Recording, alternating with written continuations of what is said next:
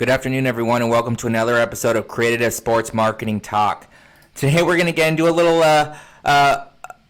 bit of a funny one. A video of Alex Morgan dancing in the locker room after their win going viral. We're also going to talk a little bit about taking advantage of the right keywords on your website, so stay tuned.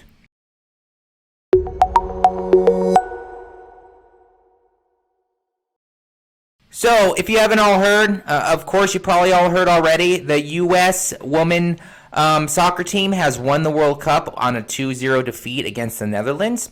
But a little funny brand recognition go out to Alex Morgan, who a video of her dancing in the locker room after the win going viral. The U.S. women's world soccer team just won its second straight women's World Cup, and they're already getting after it in the post-game locker room celebrating. Alex Morgan might be having the most fun of them all. This was Morgan's third World Cup and her second time winning it all.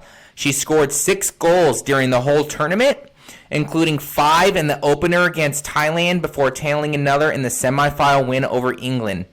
Morgan made headlines for her tea-sipping celebration after scoring against the Brits, and she's getting noticed for her celebration this afternoon as well. The clip of Morgan dancing is going viral after being shared by reserve goalkeeper Ashlyn Harris. So, it's a pretty funny one. You guys can probably find it online. It's all over. It shows her dancing in the locker room. Morgan is savoring this moment, and who can blame her? You don't win world championships every day. In fact, the entire U.S. women's soccer team is living it up right now.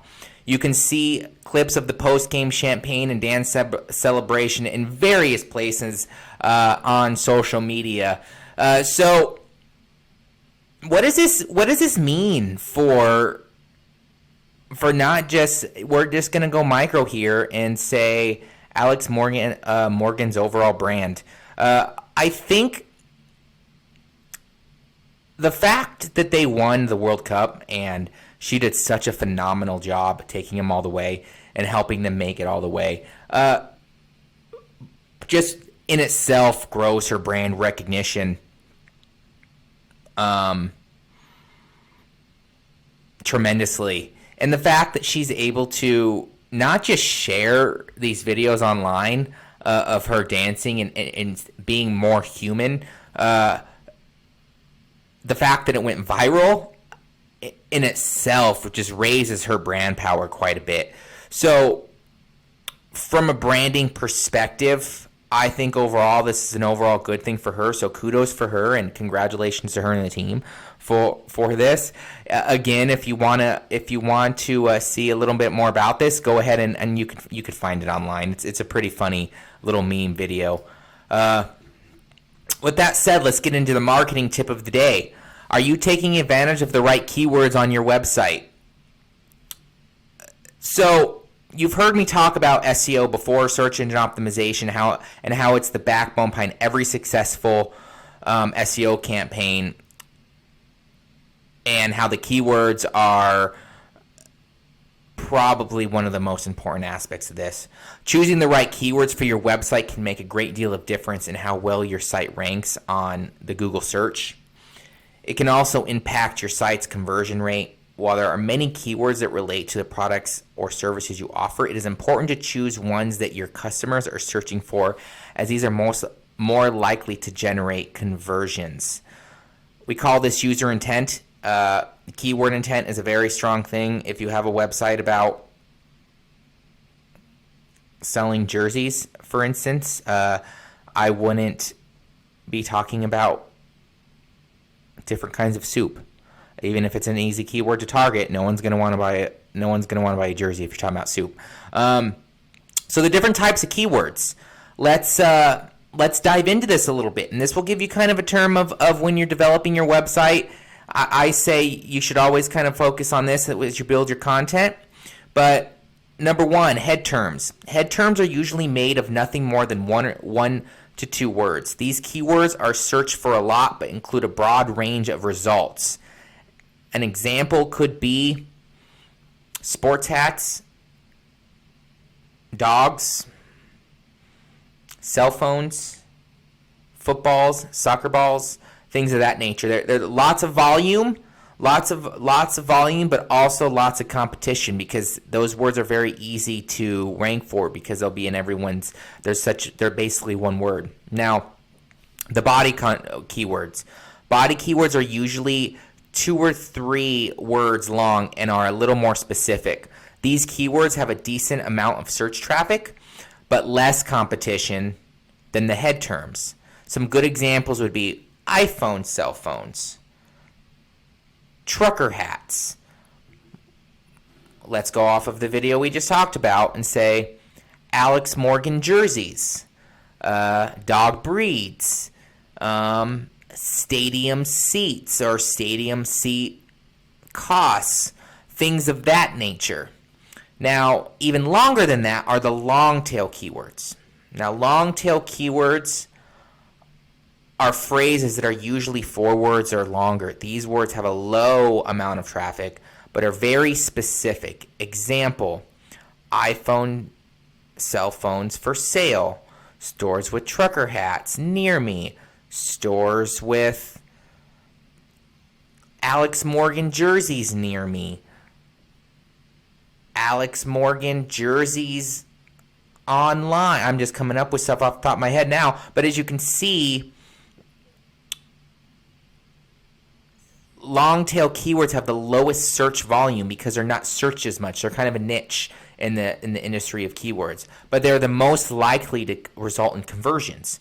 A user that is searching for a very specific product already knows exactly what they want and is more likely to make a purchase.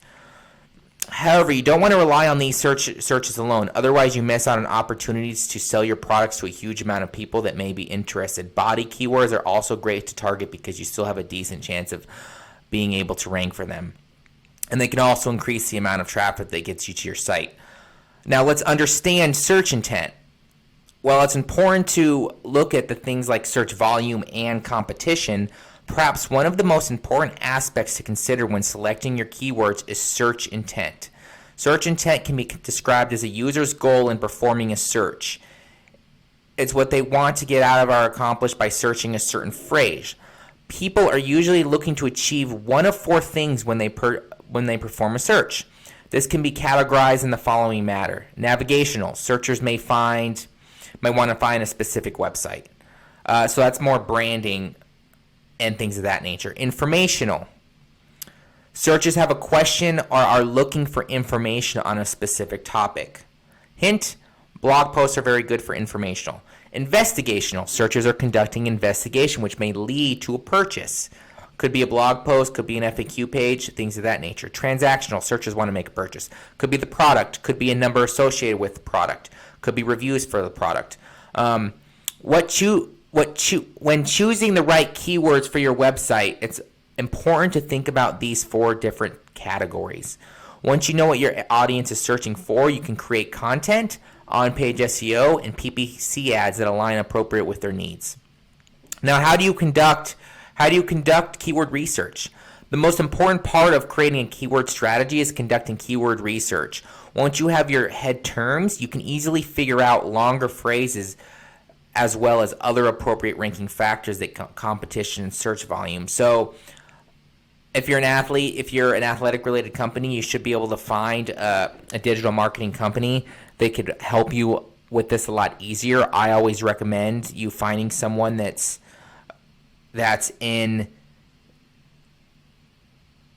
when you're in the process of rebuilding your website, yes, you can redo all your content, and let's do that, but you have to worry about 301 redirects and things of that nature, which makes the cost of your website go up. But the most common way that people go about this is by using, you can use keyword tools to help do this. Some tools are simple, like Google's Keyword Planner, which you could possibly use, while others are more advanced and complex, more for, like I said, sports marketing agencies or agencies in general. But there's also usually a large fee involved with most of these because they're more of a business side. So if you're looking to optimize your website in regards to these platforms, again, I would step back and not just put large phrases on there. I would kind of think about long tail and think about that. Think about that's why SEO is an investment. It takes time. You kind of want to take these broader words and then you shorten them up over time. I know it doesn't really make much sense, but when it comes to the web, there's billions of people out there, and for you to get ahead of the game, you can get ahead of 90% of them if you just have an SEO team behind your back. So that's everything for today. I want to thank everyone, and remember, connect by expression.